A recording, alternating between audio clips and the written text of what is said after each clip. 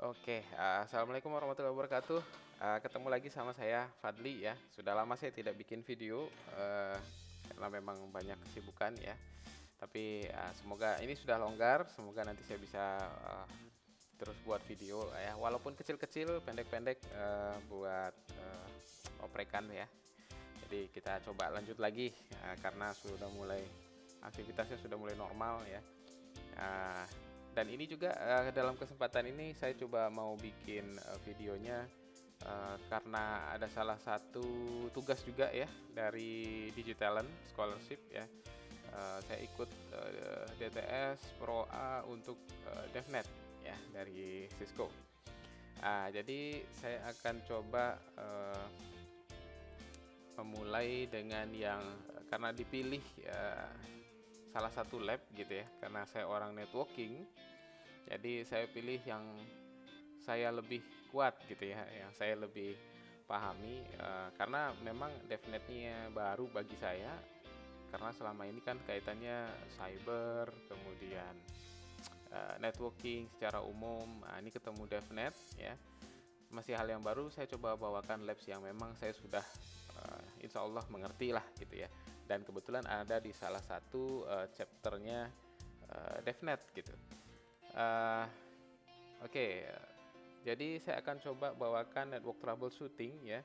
Jadi di salah satu labnya DevNet itu ada yang network troubleshoot ya. Ya ini dia. Saya ambil lab 567 ya. Jadi ya seperti biasa dari Cisco ada lab yang harus kita kerjakan di materi DevNet ya. Uh, Setiap chapter itu biasanya ada lab-labnya, dan ini salah satu source file untuk labnya DevNet ya. Nah, karena saya peserta di sini, jadi saya memang baru hal yang baru bagi saya di DevNet ya. Saya memilih untuk ngambil yang networking dulu ya. Ini sebetulnya sudah umum, tapi nggak apa-apa karena ada tugas juga. Saya coba ini jadikan bahan awal ya. Semoga nanti saya bisa buat lagi yang mendekati DevNet-nya gitu ya. Seperti saya udah ada coba beberapa apa namanya skenario DevOps gitu ya. Bahkan sudah mencobakan DevSecOps gitu ya. Jadi mungkin kedepannya bisa share itu. Nah, untuk sekarang saya coba yang ini dulu karena memang salah satu labnya ada ini. Ini juga jadi tugas saya. Jadi saya coba sharing ini. Ya ini lebih ke network ya. Ini lebih ke network. Tapi ya wajar, DevNet juga di situ ada networking ya. Sama di beberapa materi DevNet itu ada juga materi yang soal networkingnya. Ini saya close dulu ya karena agak mengganggu. Oke. Nah, seperti biasa, sama seperti CyberOps ya, Cisco punya lab yang sudah disediakan, kemudian resources yang sudah disediakan. Jadi ada resources sebuah VM mirip sama CyberOps, dia sudah siapkan ya nama VM-nya ini, dan kita download. Kemudian kita import. Nah, saya mulai dari situ saja karena takutnya ada yang belum pernah melakukan ini gitu ya. Jadi ada VM yang harus kita importkan, mirip sama CyberOps kan punya dua ya, ada CyberOps Workstation, ada Security Onion. Nah, kalau di DevNet ada ini Deva SC ya, VM yang disiapkan oleh apa namanya, oleh Cisco untuk kita jadi bahan lab. Jadi ini resources yang di required ya, satu PC.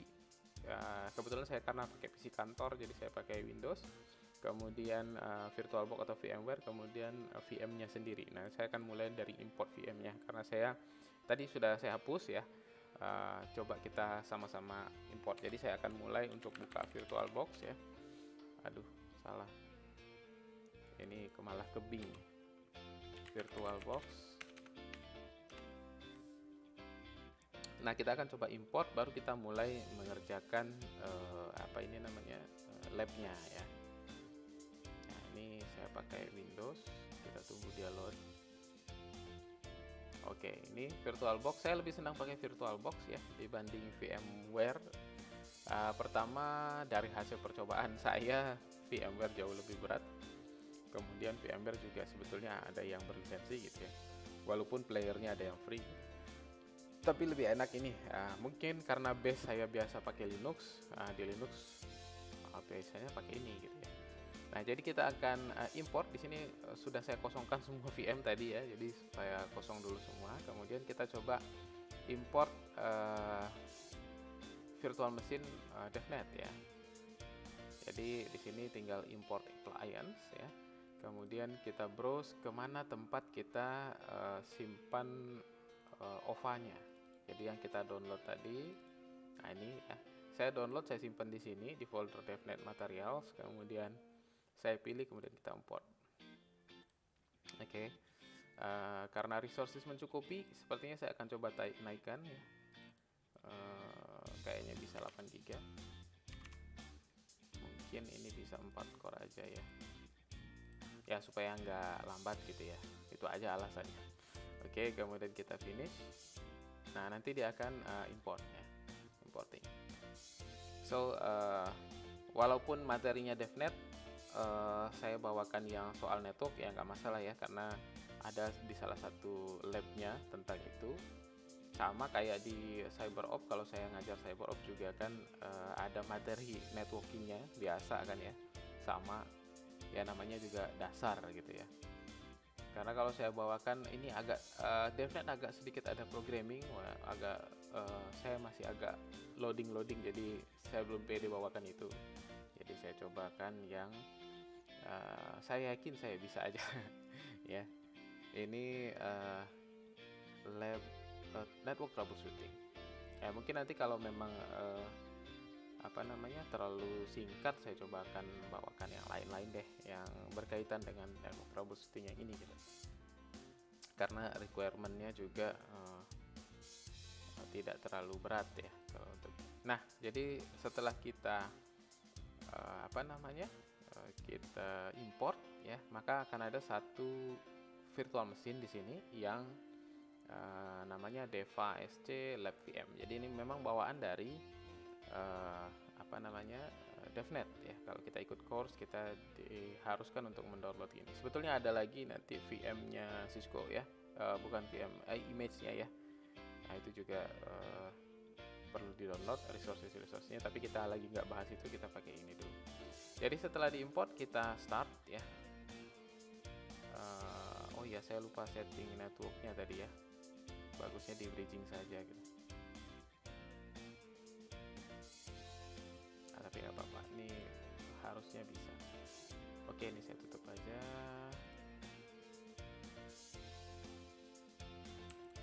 Oke.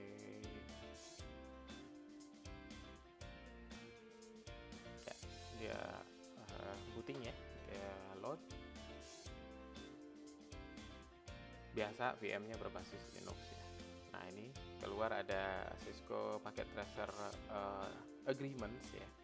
Jadi ini kita okekan saja, kemudian kita setuju ya.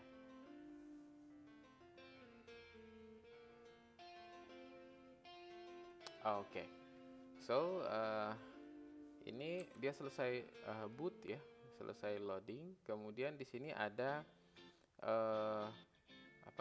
prom login ya, prom login. Jadi Lab DevNet ini dia pakai VM DevNet ini, dia pakai base-nya Ubuntu 20.04 ya, yang sudah dimasukkan resources of course ya, sudah dimasukin sama Cisco beberapa resource, ada scripting juga nanti di sana di lab-labnya ya. Jadi untuk loginnya itu defaultnya kita gunakan yang sudah diberikan oleh Cisco ya.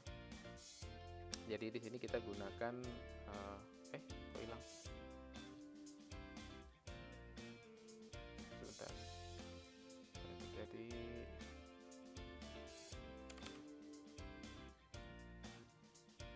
ini saya kurang tahu kenapa. Kita switch dulu. Ya ini dia. Graphical interface-nya. Oke. Oke, dia auto login nih ternyata ya. Tapi kalau butuh username, dia pakai DevASC kemudian Cisco 123 kalau nggak salah ya. Nah ini ini terminalnya. Nah saya nggak tahu nih kenapa hang. Ada yang settingannya yang belum pas kah? Masih load ya. Oke, saya full screen kan lagi, semoga kelihatan. Oke, sambil saya switch back ya karena modulnya ada di sini. Wait a minute. Oke, ini dia. Jadi launch katanya ya. Kemudian kalau kita belum setting ini karena awal tadi ya. Nah, ini katanya kalau pertama kali import dia pasti harus environmentnya harus di setup dulu lah gitu ya. Nih install virtual machine. Jadi kita harus lakukan itu sudah barusan. Kemudian kita jalankan keluar seperti yang tadi. Kemudian kita diminta untuk melihat ya IP address ya dengan ifconfig. Ya, kita cek di sini kembali ke VM. Ya.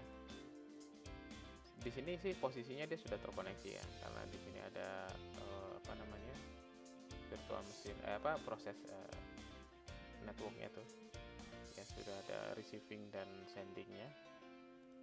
Kita buka terminal.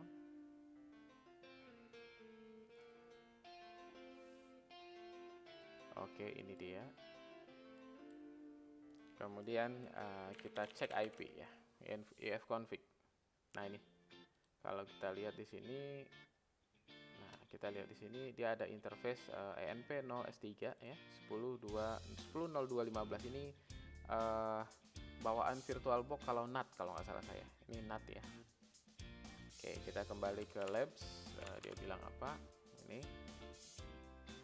Ya, kemudian disuruh configure IP address pada interface-nya sudah, kemudian lihat statusnya oke, disuruh change ini yang akan kita kerjakan gitu ya. Configure IP address dalam subnet mask ini otomatis karena di HCP tadi statusnya sudah up ya. Ini disuruh ganti MAC address ya, nanti kita lihat. Oke, jadi perintah di Linux ini biasanya umum ya. Untuk kita ngecek IP address atau set IP address itu bisa menggunakan ifconfig. Sebetulnya ifconfig ini kalau bicara Ubuntu yang baru dia sudah bawaan begitu installnya udah nggak ada ya, karena Ubuntu mulai dari 18.04 kalau tidak salah saya mengganti networking dengan netplan ya. Jadi dia pakai netplan, kemudian dia pakai perintah IP ya. Jadi ini informasi ya, karena saya juga biasa pakai Ubuntu. Jadi saya nggak tahu ini apakah di sini pakai. Nah, sudah. Sebentar saya cek. Dia masih ada networking interfaces. Berarti sudah pakai netplan. Kita cek.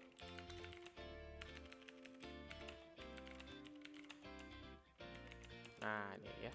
Jadi dia sudah pakai netplan. Ini dia konfigurasi IP-nya yang ada di netplan ya. Jadi di sini ada bridge dummy 0, ini belum dipakai sama kita. Kemudian dia pakai DHCP untuk yang pertama, yang ETH-nya. Ya. Nah, dia match-nya EN bintang. Jadi yang ada EN sekian dia akan minta DHCP, makanya tadi kita dapat dari DHCP ya. Yang kita sementara ENP 0S3 tadi kalau nggak salah saya.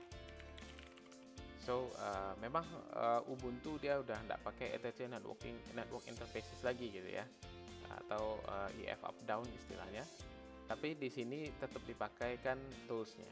Nah di Ubuntu itu juga sekarang sudah pakai IPA seharusnya. Jadi kalau ngeceknya IPA ya, bukan ifconfig lagi. Tapi sepertinya di DevNet Labs ini diinstalkan NetTools ya.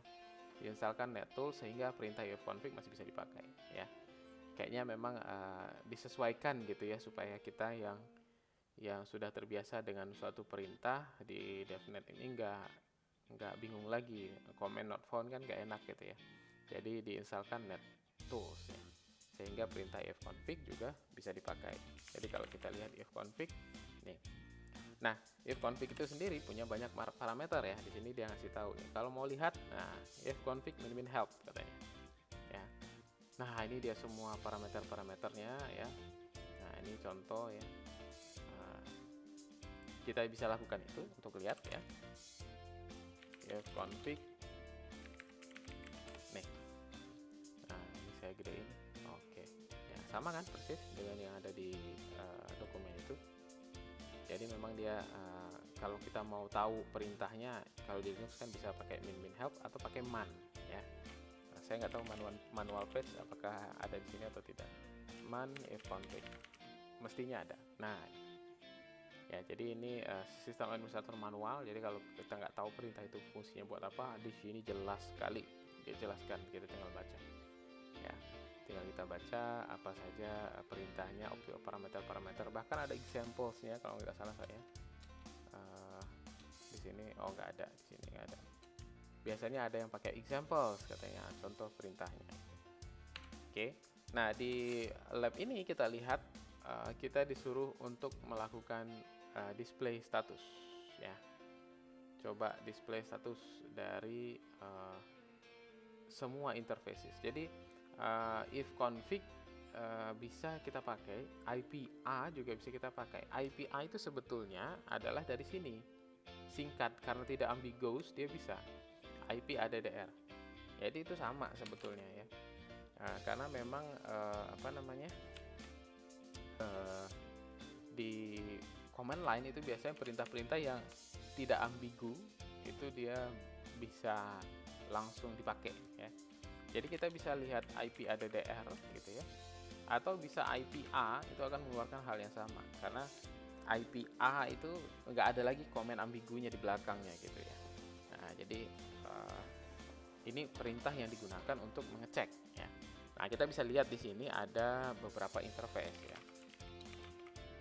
Nah saya bukakan dua supaya kelihatan ya. Jadi perintah IPA dan ifconfig itu sama-sama akan memunculkan status yang sekarang sedang ada. Ya, contoh ini LO. Ini loopback ya. Sini ada loopback. Ya. Kemudian di sini ada ENP0S3 ya. Ini juga ada. Dan harusnya isinya sama, 10.02.15 tuh kan. Sama. Ya, ini versi shortnya ya. Kalau pakai ifconfig justru cenderung lebih rapi sebetulnya.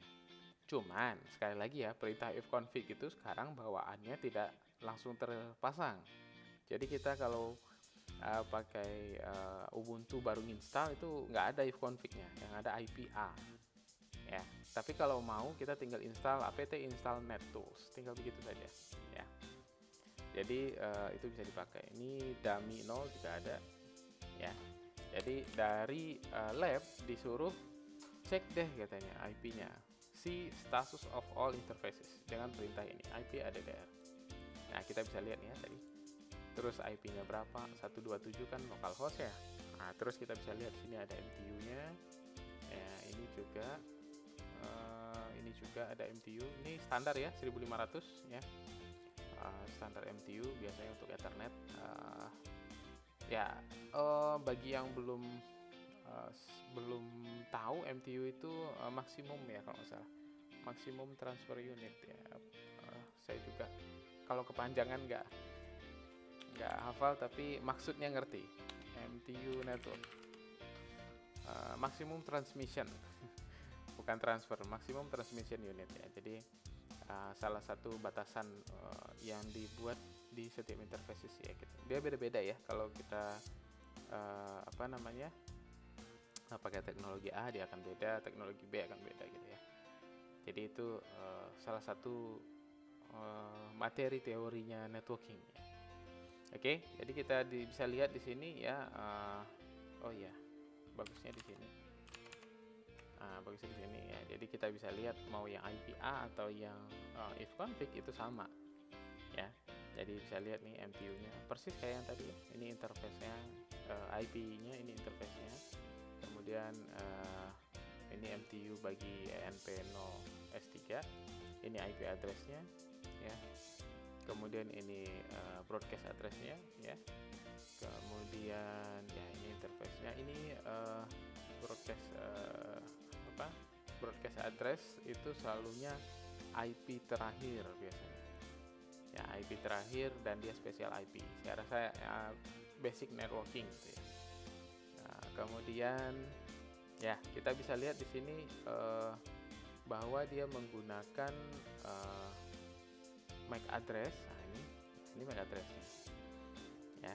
Kalau di sini harusnya ada Ether. Nah, ini Ethernet addressnya. Mestinya sama sih. Coba kita cek. Nah, E6 ini di mana ya? MP3 E6. Nah, sama ya. Jadi itu details ketika kita disuruh cek, coba cek katanya gitu ya. Apa namanya? Status dari networknya. Nah, kita cek. Kita lanjut lagi ya. Ini dummy-nya ada banyak. Dummy interface-nya ada 192.021, 022. Ini yang dari NetPlan tadi. Kalau teman-teman masih ingat, tadi saya bukakan atau saya bukakan lagi boleh. Nah, ini. Jadi konfigurasi IP-nya sekarang ada di NetPlan kalau Ubuntu terbaru ya. Mulai dari Ubuntu 18, karena ini Ubuntu 20 ya. OS release kita bisa cek ya, Ubuntu 20. Sekarang yang LTS atau long term itu 22.04 ya. Ada yang lebih baru lagi. Oke, nah ini konfigurasi di NetPlan-nya. Jadi tadi IP dummy tadi dapatnya dari sini. Jadi si Linux disuruh buatin bridge ya dengan nama dummy 0. Kemudian di sini ada interface yang di setting ya. Ini artinya IP-nya hanya dirinya sendiri ya. Ya, ini untuk accessing dengan nama domain gitu ya. Nah, ini library.demo.local ya, pt controller.demo.local. Ini nanti untuk lab-lab yang berikutnya gitu ya, yang lain. Oke. Nah, kita kembali ke sini. Lalu kita diminta untuk apalagi cek status, kemudian verifikasi saja ya. Jadi dari sini kita bisa lihat ada 3 interface katanya, betul. Loopback NP3 dummy, kemudian Ether ini adalah MAC address-nya, Inet adalah IP-nya gitu ya. BRD adalah broadcast ya. Sini ada penjelasannya ya. Nah, ini status dari interface-nya apakah up, dari network-nya linknya apakah up gitu ya. Kemudian MTU adalah transmission unit ini tadi yang saya sempat googling, saya lupa apakah transfer apa transmission ya. Jadi ini adalah jumlah maksimum byte yang dikirimkan oleh frame itu gitu ya, lewat interface itu. Nah, kemudian kita coba melakukan troubleshooting tools ya. Ini mengenalkan troubleshooting tools ya. Jadi sebetulnya kalau kita sudah, ini ceritanya sudah up, kemudian sudah punya koneksi gitu ya, sudah ada. Nah, ketika ada koneksi, yang pertama sekali yang harus kita lakukan kalau kita mau melakukan pengecekan atau troubleshooting pasti ping ya. Di mana-mana kalau orang belajar bikin jaringan gitu ya, dia pasti akan colok sini, setting IP, tes ping. Tes ping adalah tes untuk sebetulnya pengetesan standar ya. Ketika kita bicara, oh ini connect apa enggak gitu kan. Jadi kita pakai itu. Ini saya besarkan aja supaya ya sama, dia perintahnya bisa kita lihat detailsnya dengan help gitu ya. Nah, ini adalah beberapa opsi-opsi yang ada di ping ya. Nah, kemudian sama dia juga punya man page harusnya ya.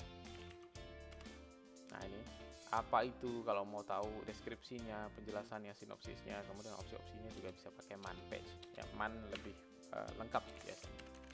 Oke, nah kita diminta untuk melakukan tes ya. Ini adalah list-listnya. Kemudian kita disuruh ping lah sebuah host katanya ya. Sebuah host artinya ada suatu komputer tertentu yang kita ping atau node tertentu, bisa router, bisa server, bisa apapun. Kalau di sini dicontohkan cisco.com ya. Nah, jadi di sini ada opsi kalau kita di Linux Nah, ini bedanya kalau di Windows dengan di Linux ya. Nah, saya coba runkan di Windows. Nah, kalau di Windows kita ping misalnya cisco.com, dia secara default akan berhenti ya. Begitu countnya ada 4 paket ya, defaultnya 4 ini ya, 1, 2, 3, 4 langsung berhenti ya. Nah, kalau di sini kita bisa lihat statistiknya ya, dia dikirimkan 4, diterima 4, berarti tidak ada loss katanya gitu ya. Ini kalau di Windows dia langsung berhenti, tapi kalau di Linux dia enggak. Ya, kita cek di sini ping cisco.com.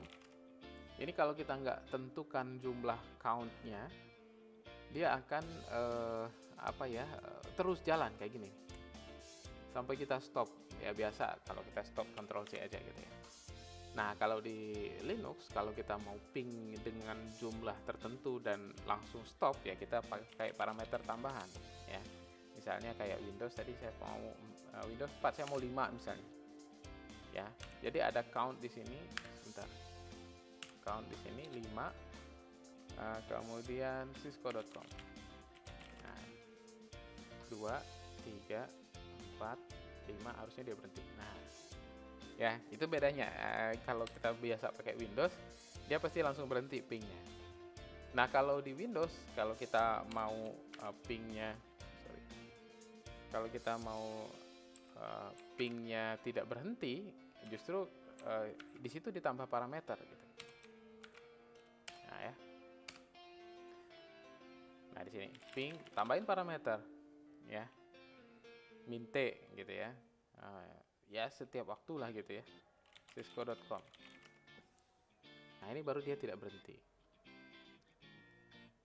ya. Jadi ping adalah salah satu tools untuk menyatakan apakah kita itu terkoneksi atau tidak. Jadi ini ceritanya VM DevNet saya ini sudah terkoneksi dengan cisco.com ya. Jadi kalau ada orang tanya, itu connect gak ke Google atau itu connect gak ke situs A, situs B, ya ping aja gitu ya. Nah, ini standarnya seperti itu. Walaupun sebetulnya ada beberapa services yang dia maunya pingnya di blok gitu ya. Jadi belum tentu kita nggak terkoneksi tapi pingnya di blok gitu. Jadi contoh saya coba ping yang lain ya, Google. Nah, jadi ngetesnya kayak gini aja. Oh, connect. Saya mau ke mana ya? Ke kampus saya misalnya. Ya. Saya ping. Nah, ternyata di sini nggak nyambung gitu ya. Oh, nyambung. Ya. Jadi ngetesnya kayak gini. Ada juga beberapa yang tadi saya ceritakan di firewallnya pingnya di blok. Ya, tapi sebetulnya itu jarang dilakukan orang. Karena ping itu kalau mau, ya ini cerita cyber sedikit ya, cyber security sedikit. Karena kan ada ping of death ya, atau ada orang bisa flooding dengan menggunakan ping gitu. Nah, kita di sisi firewall sebetulnya bisa limit. Ya, pingnya hanya boleh apa gitu ya. Karena ping itu banyak lagi message di dalamnya, apakah echo reply, echo request, kemudian berapa limitnya kita bisa set. Ya, biasanya ping the low saja gitu ya, cuman disecurekan. Oke, nah kita kembali ke DevNet Labs-nya. Jadi kita disuruh ping dengan count-nya 5 di sini. Kita sudah lakukan tadi. Ya, ping mince 5 Cisco, ini tandanya kita sudah terkoneksi ya. Nah, ini penjelasannya ya. Jadi ping ini count-nya adalah 5 paket, jadi dia ngirim, kemudian otomatis DNS-nya akan bekerja dan mendapatkan IP-nya segini ya. Kemudian kita harus mendapatkan setidaknya jawaban berupa ICMP echo reply ya. Dan di situ statusnya nanti akan, kalau lancar dia akan 0% paket loss ya. Ini salah satu tools. Nah, kalau kita pakai IP versi 6 sama aja, cuman di belakangnya tambahin 6, ping 6 gitu ya. Nah, kebetulan saya nggak hidupkan IP versi 6-nya karena ini jaringan baru ya, baru buat, saya belum sempat setting IP 6-nya, so nggak bisa praktekin gitu ya. Jadi tapi sama aja intinya, IP versi 4, IP versi 6 sama-sama ada pingnya, Cuman perintah untuk pingnya kalau di IP versi 6 ada ping 6 ya. Oke, kita masuk ke part 4 ya. Part 4 ini adalah tools juga untuk di networking, tools troubleshooting juga yang sering diandalkan juga ya. Jadi contohnya ketika kita tadi ping ternyata nggak nyambung, terus kita nggak tahu kan putusnya di mana. Ini putusnya di mana ya? Nah, salah satu yang bisa kita pakai untuk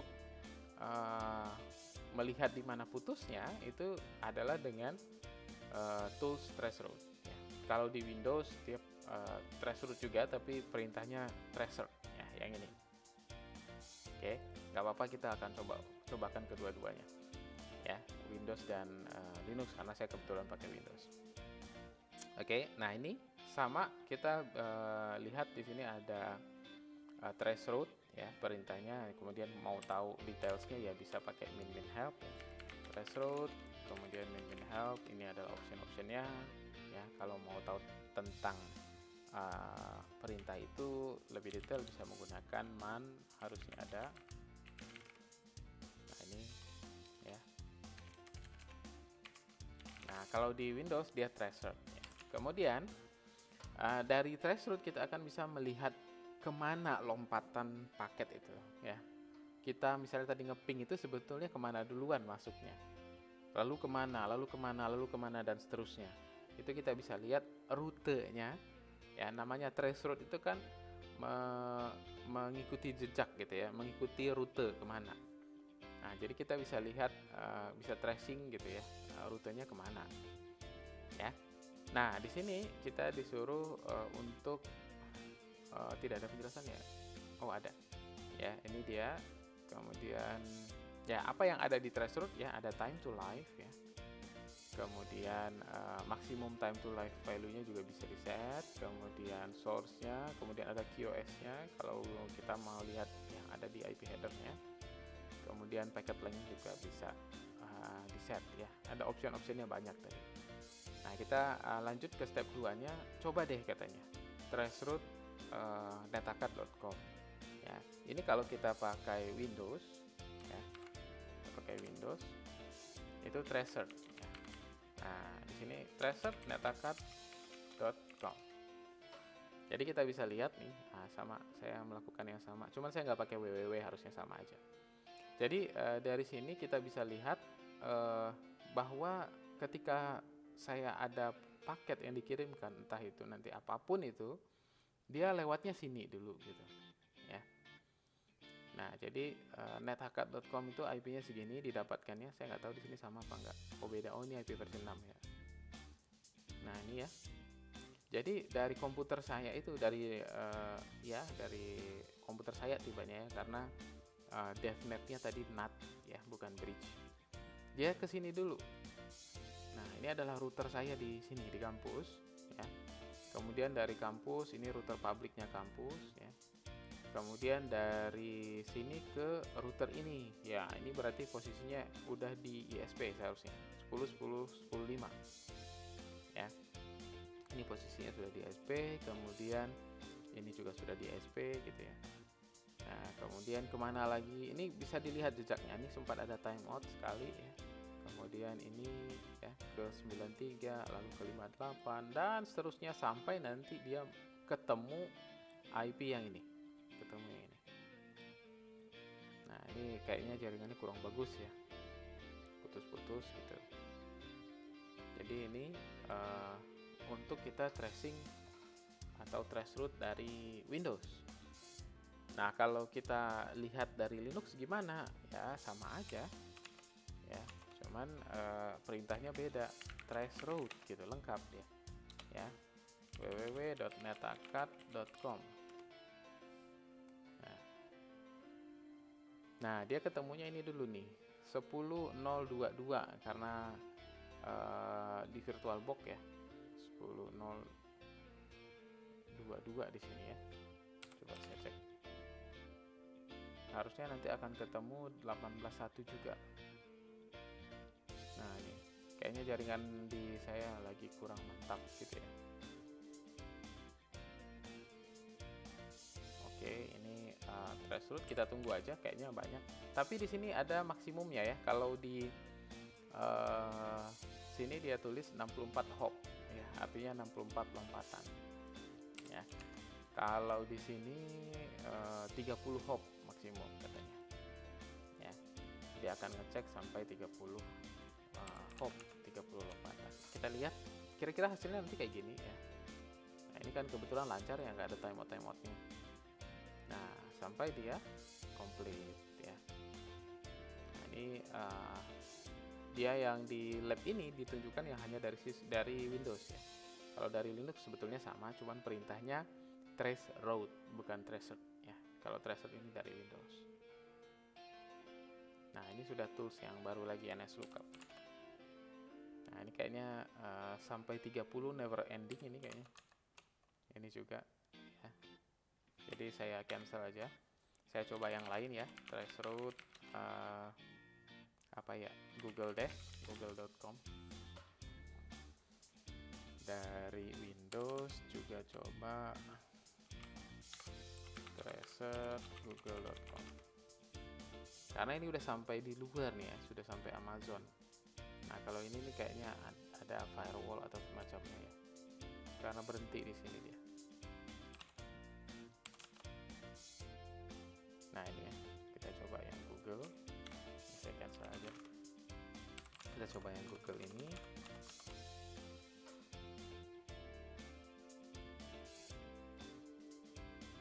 Nah, ini masih di ESP ya. Ini sudah di ESP, ini sudah di ESP. Berarti di ESP itu ada routingnya lagi ya. Ada router, ketemu router lagi, ketemu router lagi nih. Ya, karena ini mirip ya, berarti kemungkinan besar masih satu tempat, masih di ISP yang sama gitu ya, belum keluar. Nah, ini saya nggak tahu, mungkin udah masuk. Ya, sebetulnya kita bisa cek sih ya, ini punya siapa bisa. Ya kayak gini ya, 113.212.123.51. Nah, kita bisa cek ya. UIS, saya nggak tahu ada nggak toolsnya di sini. Nggak ada. Nggak apa-apa deh. Mana tahu bisa ya. Saya instalkan UIS-nya.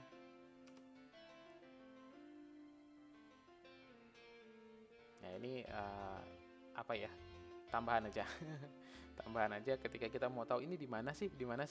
Takutnya kita udah nggak trace route, tapi saling menyalahkan nanti. Oh, ini putusnya di sana nih, kamu katanya. Oh, putusnya di sana nih gitu ya. Kita bisa cek di IP ini, kayak contohnya ini ya. Atau yang ini boleh yang mana? Kalau ini kan private ya, nggak akan ada di register ya. 113.212.123 kita cek pakai UI saja. 113.212, kemudian 123.51. 123.51.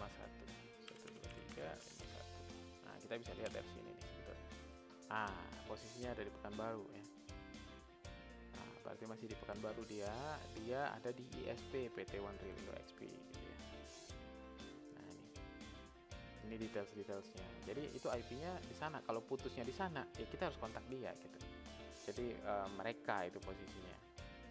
Jadi jangan bingung, ini jaringan saya, nanti jaringan kita lagi yang otak-atik gitu ya. Padahal putusnya sudah di posisi di sana. Gitu kira-kira fungsinya traceroute itu ya. Nah, ini never ending story, nanti saya cancel aja ya. Intinya seperti itu cara traceroute ya. Kalau mau lancar saya coba pakai VM yang di luar coba ya.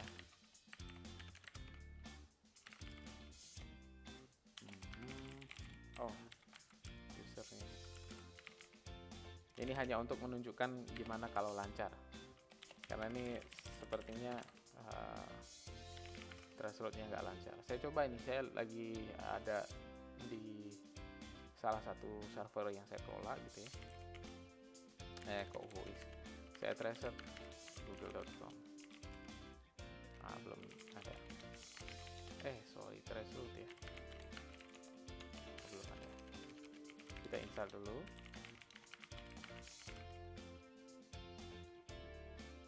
Oke, kemudian ini sama ya, ini Ubuntu. Kalau saya pakai 22.04.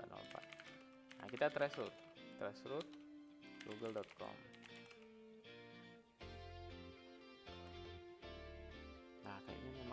bermasalah dari sananya. Ini bintang-bintang semua. Ya.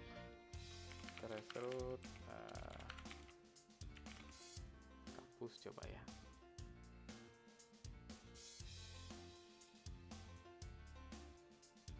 Nah, kira-kira begitu. Oh, banyak putus juga.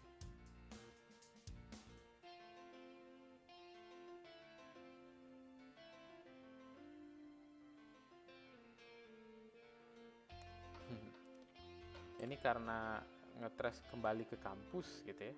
Di kampus saya juga lagi masalah kayaknya. Itu kan nggak ketemu. Padahal ini bisa ini. Nah, bisa. Kayaknya saya nggak bisa ngasih example yang lancar. Apa yang lancar ya? Sorry. Nih contohnya ya. Cepet ya. Langsung dapat facebook.com. Kira-kira begitu. Ya, jadi kalau ada putus terus menerus, nah itu berarti ada putusnya di sisi mana gitu ya. Oke, saya kembali ke DevOps Lab-nya. Kita akan masuk tools yang berikutnya ya. Tools yang berikutnya yaitu NSLOOKUP. Ini adalah tools yang kita pakai untuk sebetulnya ada dua ya. Ada dua tools yang bisa dipakai untuk looking up ya. Jadi yang biasa saya pakai sih ya. NSLOOKUP ini paling standar. Artinya di beberapa OS itu udah standar sekali ya untuk mencari nama domain ini milik siapa, bukan milik siapa, IP-nya berapa ya. Karena prinsip dasarnya kan DNS itu adalah domain name system, dia punya fungsi untuk menerjemahkan nama ke IP atau sebaliknya IP ke nama. So ya manusia itu kan lebih mudah mengingat nama ya daripada angka-angka tadi ya, IP tadi gitu. Jadi dibuatlah sebuah sistem DNS. Nah, DNS server itu salah satu kliennya adalah NSLOOKUP, DNS client itu ya. Jadi dia melakukan lookup, oh ini nama ini IP-nya berapa gitu ya. Atau IP ini ada pointer nama nggak? Gitu. Itu juga bisa ya. Kalau di sini di labnya disuruh untuk NSLOOKUP, nah ini forward namanya, forward lookup namanya. Dia bertanya soal nama, dijawabnya IP. Nah, atau reverse ya. Dia tanya IP, nanti dijawab namanya apa. Nah, gitu ya. Jadi NSLOOKUP itu adalah klien untuk penerjemahan DNS ya. Jadi dia mengquerykan sesuatu. Nah, atau seperti ini ya. Nah, dia bisa NSLOOKUP cisco.com kemudian disambungnya 888 gitu ya. Nah, jadi dia akan bertanya ke server yang 888. Ya. Nah, ini juga bisa ini udah habis ya. Nanti saya tambahkan dik ya. Ini juga bisa kita tentukan, spesifikkan mau bertanyanya ke siapa. Ya. Jadi saya akan coba demokan. Oke, jadi ini di sini kita coba NSLOOKUP google.com. Ya. Nah, perhatikan di sini dia bertanya ke 127.00.53 ya. Ini adalah salah satu service yang ada di Ubuntu, yaitu namanya systemd resolve ya. Yang sebetulnya dia juga bertanya lagi ke atas, cuman dia buat catching DNS di dirinya sendiri. Jadi jawabannya bahwa google.com punya banyak IP ya. Atau ini adalah namanya forward ya, atau mau lihat Cisco boleh NSLOOKUP cisco.com boleh, tuh jawabannya ya. Cisco punya 2 IP, satu IP versi 4, satu IP versi 6 ya. Atau kita bisa melakukan reverse lookup, kita tanya IP ini punyanya siapa, nah gitu ya. Nah, bahwa 888 itu adalah dns.google ya. Ini sebetulnya sudah pernah saya jelaskan di DNS server ya, membuat DNS server dengan Ubuntu, ada di video di YouTube ini juga ya. Jadi begitu. Nah, yang tadi ada yang bergabungan gitu ya, NSLOOKUP w.google.com kemudian tanyanya 888 ya. Jadi perhatikan perbedaannya ketika kita NSLOOKUP w.google.com ya. Nah, ketika kita pakai yang biasa tanpa parameter tambahan, dia nanyanya ke sini. Tapi kalau kita pakai di belakang kasih 888, dia bertanyanya ke 888 langsung. Ya. Nah, itu dia. Nah, sebetulnya ada tools lagi, ini saya tambahkan saja ya. Ada tools lagi yang lebih enak itu Digg ya. Saya nggak tahu di sini terinstall apa enggak. Oh, terinstall ya. Kita bisa pakai Digg. Ya, contoh Digg google.com tadi ya. Sama, cuman dia punya informasi lebih lengkap sih ya. Jadi kita bertanya, ini question sessionnya google.com, itu addressnya berapa? Itu pertanyaannya. Nah, jawabannya ini. Gitu ya. Nah, Digg itu punya apa namanya, lebih banyak, lebih spesifik query ya. Contoh, saya mau tanya IP versi 4-nya dari google.com. Nah, itu ya. Kalau ini kan IP versi 4, ini IP versi 6 ya. Ini IP versi 4, ini IP versi 6 karena ini Quad E ya. Atau lebih spesifik lagi, saya mau lihat kampus saya deh ya, pcr.ac.id. Ini IP-nya segini. Terus mau tanya, dia itu punya name server apa aja, tinggal tambahin parameter di depan ya. Oh, ternyata yang kampus saya itu punya 4 NS server ya, DNS1, DNS2, DNS3, DNS4 gitu ya. Atau saya bisa tanya lagi TXT misalnya ya, ada parameter teks nggak yang disimpan di dalam DNS-nya. Oh, ada, ternyata PCR.ac.id itu adalah Polytechnical Textile gitu ya. Atau kita bisa cek mailnya, kemana sih emailnya ini, pcr.ac.id, MX ya. Ya, MX adalah mail exchange ya. Jadi, oh ternyata dia pakai Google nih. Berarti dia pakai G Suite ya, atau Google Mail atau Google Workstation sekarang namanya. Ya, sama seperti NSLookup, kita bisa spesifikkan kita tanyanya kemana. Nah, contoh, saya mau tanya ke, kasih add ke 8.8.8.8 ya, yang mau ditanya adalah misalnya cisco.com. Nah, ya sama, cuman dia servernya 888 ya. Kalau yang tidak pakai ini, kalau nggak salah dia tanyanya ke sama ya, 127.00.53. Karena di Linux Ubuntu itu sudah ada sistem resolve namanya. Saya tunjukin ya. Sistem D. Nah, ini dia salah satunya. Ya, jadi ada sebuah running daemon di dalam Linux Ubuntu untuk bisa melakukan name resolving gitu ya. Jadi ya ini tujuannya untuk bisa melakukan caching nama domain ya, supaya lebih cepat. Ya, jadi itu tools untuk kita melakukan lookup. Jadi di sini untuk lookup dia di labnya hanya memberikan satu tools, yaitu NSLookup ya. Nah, ini kita gunakan untuk melihat atau menerjemahkan IP ke nama atau nama ke IP ya. Nama ke IP disebut forward lookup, IP ke nama disebut reverse lookup ya. Nah, kira-kira itu labs-nya ya habis ya. Jadi ini adalah labs yang troubleshooting network kalau nggak salah ya, network troubleshooting tools ya. Ada di lab 5 punyanya Cisco DevNet ya.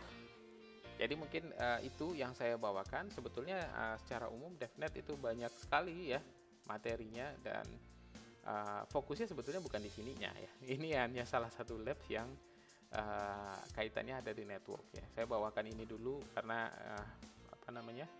ini yang paling paham gitulah ya. Yang lainnya masih dalam posisi belajar. Saya jadi nggak mau salah-salah juga nanti. Jadi masih posisi belajar ya. Ada yang seru-seru kayak Jenkins, Docker, itu seru-seru ya. Ya beberapa materi DevOps yang mungkin nanti bisa saya share. Nggak harus DevNet juga, nanti yang lain juga bisa. Nah, misalnya saya share GitLab ya, GitLab dengan DevOps-nya seperti apa, karena kami sudah setup di sini seperti itu gitu ya. Itu bisa saya share. Ya, masalahnya cuma waktu ya. Kemarin memang jujur agak sedikit padat. Ya. Oke, saya rasa itu saja untuk video kita kali ini ya. Kita ketemu lagi lain waktu di video berikutnya ya. Saya tutup video kali ini, semoga bermanfaat ya. Walaupun ini jadi salah satu untuk tugas saya, tapi saya share saja karena bisa jadi ada penjelasan-penjelasan yang memang bisa membantu gitu. Oke, itu saja dari saya. Lebih dan kurang mohon maaf. Ya, saya tutup. Terima kasih. Ketemu lagi di video berikutnya. Assalamualaikum warahmatullahi wabarakatuh.